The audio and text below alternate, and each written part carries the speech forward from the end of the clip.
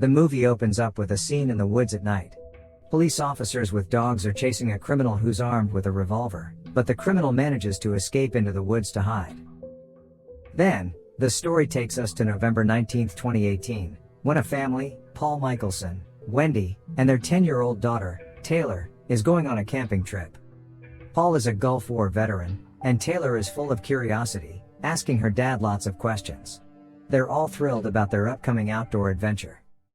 100 bottles of beer, take one down, pass it around. After a long journey, they reach their destination, a picturesque lake surrounded by autumn woods. The park owner, Tom, warns them that it might not be the safest place, and that they need to leave before their allotted time. However, the Michelson couple remains optimistic, and don't dwell on his caution. They park their trailer, and eagerly anticipate spending quality family time there. While Paul sets up their campsite, Wendy heads to the park owner's store to grab some essentials. On her way to the store, she notices a guy who appears withdrawn, giving her an uneasy feeling. After a while, as Paul gets ready for fishing, he can't help but notice a beautiful young woman named Miranda. She's taking a dip into the bathtub nearby, and her attractiveness catches his eye. Paul keeps glancing in her direction, and Miranda also notices him and strikes up a conversation with Paul. However, she reveals that she's not alone. Her husband is with her in the neighboring campsite. Paul then extends an invitation for both Miranda and her spouse to join them for dinner. Simultaneously, Wendy returns from the store with groceries, and the family is all set for what looks like a fantastic vacation in this beautiful place. But their peaceful outing takes a troubling turn when Taylor inadvertently releases their dog off the leash. Wendy goes into their camping van to instruct Taylor to look after the dog, but to her dismay, she doesn't find her inside. Fearing for their daughter's safety, Wendy informs Paul, and the couple immediately initiates a search for their missing child. At first, they assume that Taylor might be hiding close by, but their search yields no sign of her.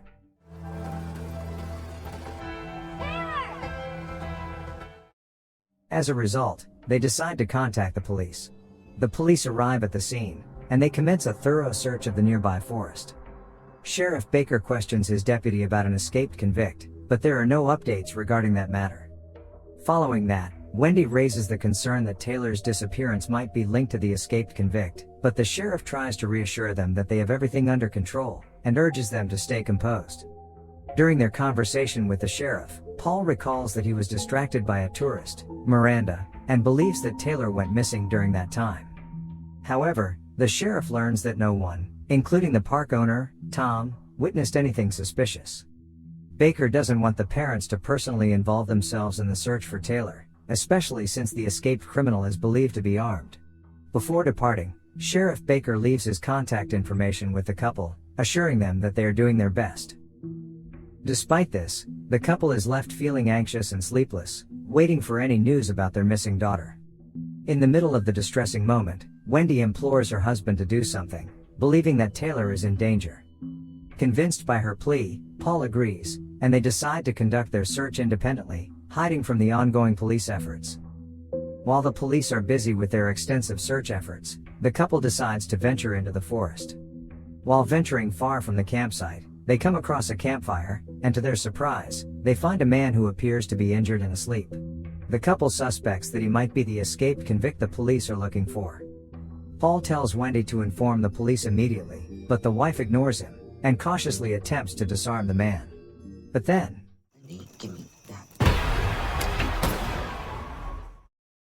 the man awakened, and this startled her so much that she accidentally shot him dead. It is the second day since Taylor's disappearance. Wendy is filled with fear, and insists on telling the police the truth. But Paul disagrees, believing it was just an unfortunate accident. Their discussions are interrupted by the arrival of Sheriff Baker. Paul quickly hides the gun, and they invite the sheriff into their trailer. While preparing coffee for him, Paul notices Wendy's hat with bloodstains, which she had used to clean up the mess from the previous night. To divert suspicion, Paul intentionally spills some coffee, and wipes it up with the same hat, concealing the evidence from the sheriff's sight. During their conversation, Sheriff Baker informs them that they've apprehended the escaped convict on a bus he was planning to leave for another state, but there is no connection between him and Taylor's disappearance. He also shares the unfortunate news of a tourist being killed by someone in the forest last night, a man who was a frequent visitor to the area and had participated in wilderness survival in the forest. Later, Wendy becomes visibly distressed, realizing she killed an innocent man, but Paul manages to calm her, emphasizing that they can't change what happened and must focus on finding Taylor. The couple then encounters Justin, the socially awkward young man who is in charge of the park cleanup. He approaches them with words of sympathy, and Wendy finds it strange that he asks how old Taylor was, referring to Taylor in the past tense. Justin assures her that he didn't mean anything by it, and he hurriedly leaves. In the next scene, the couple is summoned to the police station, where they are subjected to fingerprinting as a standard procedure, even though Wendy says it was a waste of time. Sheriff Baker reassures them that the police are doing everything they can to assist in the search. They also make a public appeal, encouraging anyone with information to come forward, while Justin watches this interview on the news. Back at the camping site, Miranda and her husband, Eric, approach the McKelsons with dinner, while the dog seems annoyed to see Miranda and Eric. Wendy gets upset for no apparent reason and slams the door to the RV. She then accuses Paul of flirting with Miranda the previous day, and holds him responsible for leaving their daughter alone. In response, Paul reassures his wife again that they will find their daughter. Unbeknownst to them, Miranda secretly observes their interactions from her nearby trailer. Later that evening, Paul awakens to the sound of his daughter's voice. To his surprise, he discovers that Wendy has been unable to sleep, and is currently engrossed in watching old family videos. Wendy has become so restless that she has started to harbor suspicions about Eric Hatton's involvement in Taylor's disappearance. She considers contacting the sheriff regarding her concerns, but Paul advises her against it. Despite this, Wendy continues to insist that Eric and Miranda are hiding something. Paul eventually agrees to her, and the couple decides to search the Hattons' trailer secretly. They meticulously inspect every nook and cranny, which ultimately leads to a startling discovery. Inside the bathroom cabinet, Wendy stumbles upon an abundance of prenatal vitamins, suggesting that the Hattons may be trying to conceive a child. This revelation further strengthens Wendy's conviction that Miranda deliberately distracted Paul, while Eric was involved in Taylor's disappearance, as they wanted a child but could not conceive it. As the couple completes their investigation, the Hattons return, and they maintain the ruse that they are merely seeking updates on Taylor's case. Wendy proposes a joint search effort scheduled for the following day at 7 a.m., and the couple agrees to go with them. The third day since Taylor's disappearance, the McKelsons and Hattons embark on a collective search of the lake, boarding a boat.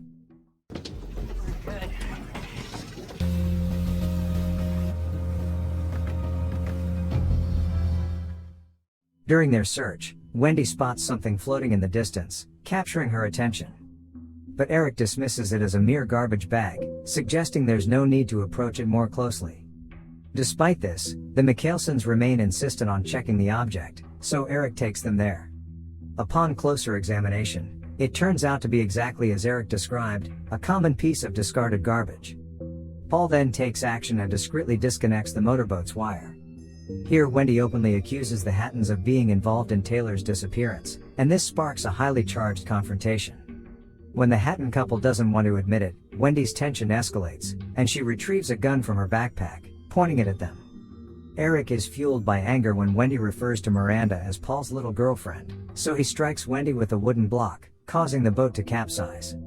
In the water, he grabs Paul by the neck, but the latter stabs Eric with his pocket knife, and manages to free himself. After this, the couple makes their way to the shore, but Miranda is nowhere to be found. She appears to have drowned in the water. Later that day, Sheriff Baker visits the McKelsons, urging them to recollect any small, seemingly insignificant details that might aid in the investigation. However, the couple has nothing more to add at this time. All they desire is for the police to diligently do their job. After leaving the trailer, the sheriff knocks on the Hattons' trailer door, but no one responds.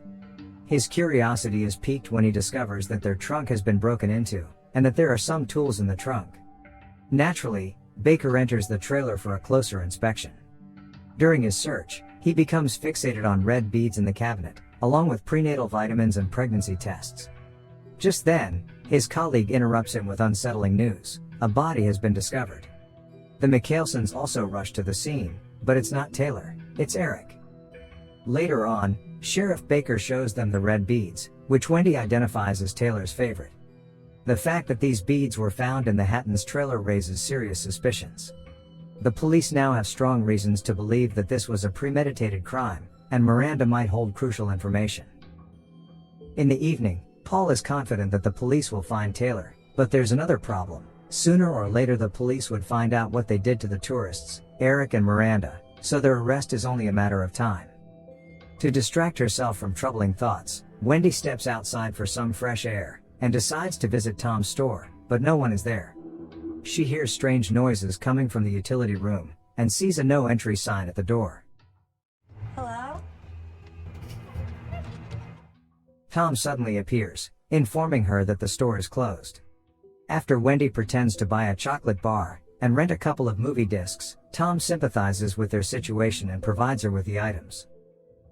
Back to her trailer, while she's playing with her dog, there's a knock on the trailer door, and it's Justin.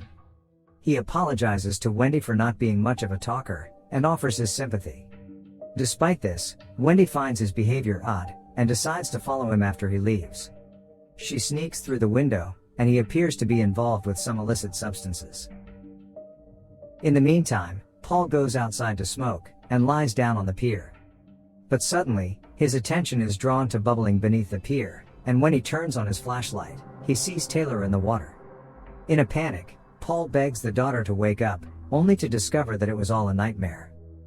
Wendy screams at the top of her lungs, and Paul is taken aback to learn that their beloved dog has been killed. Day 4 of disappearance, we see that Paul's patience with the police's progress is wearing thin, and he voices his frustrations to Sheriff Baker.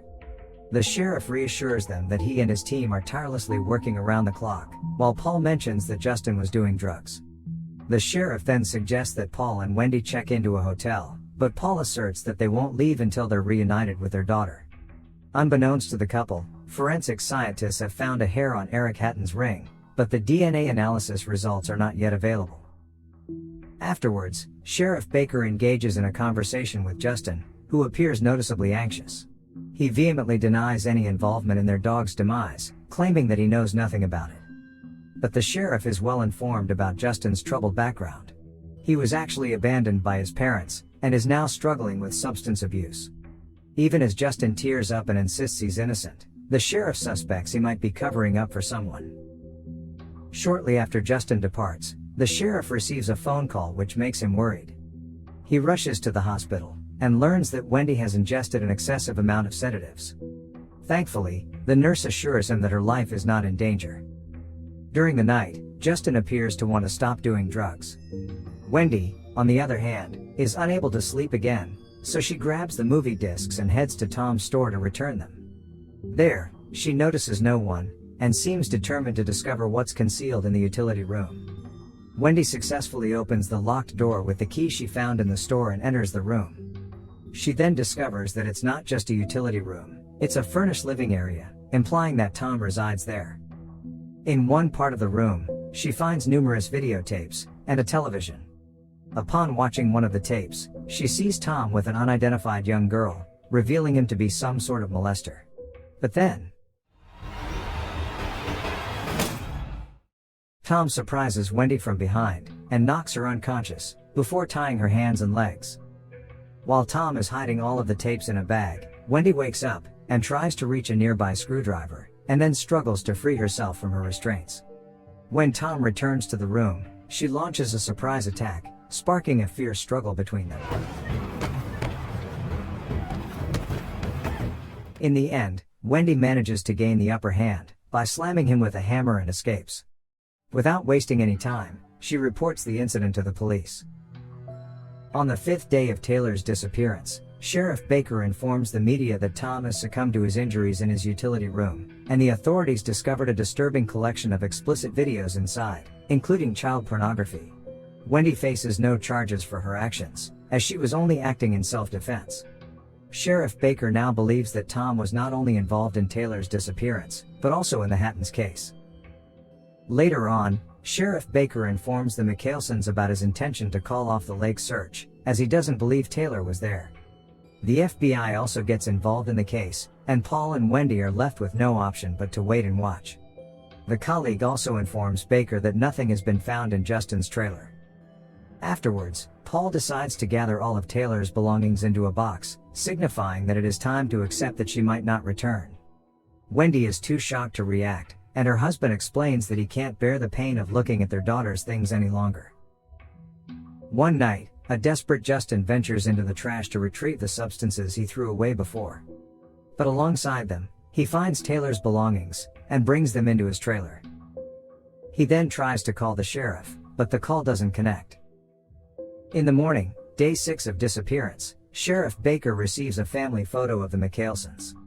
While looking at it, he notices something unusual, and promptly contacts his colleague. The picture was captured when Wendy was 9 months pregnant, with the Twin Towers in the background. This couldn't be right, as the Twin Towers haven't existed for 17 years in 2018, while their daughter, Taylor, is only 10 years old. To clear the confusion, the police reach out to Paul's brother, Jonathan. The latter finally reveals the entire truth, which leaves everyone stunned. It turns out Taylor had tragically died 6 years ago in a river accident. Her parents initially sought therapy, but they soon stopped and started experiencing collective hallucinations, in which they believed Taylor was still alive. As if that wasn't enough, it is also discovered that the DNA found on Eric's ring belongs to Paul Michelson. Upon learning this, authorities rush to the campsite, but in Wendy and Paul's spot, they find another RV couple, and McHaleson's trailer is gone. This part of the story tells us that losing a loved one goes through different stages, such as denial, hope, and acceptance. It also shows how Paul unconsciously planted the red beads in Hatton's RV, to make their self-deception seem more real. In the final scene, Paul and Wendy can be seen driving away in their trailer, watching a video from their family archive. However, we find out that they haven't managed to reach the acceptance phase yet. They are still pretending that their daughter is with them, just like at the beginning of the movie, and are reliving their memories with Taylor, who is playing on their RV's video screen.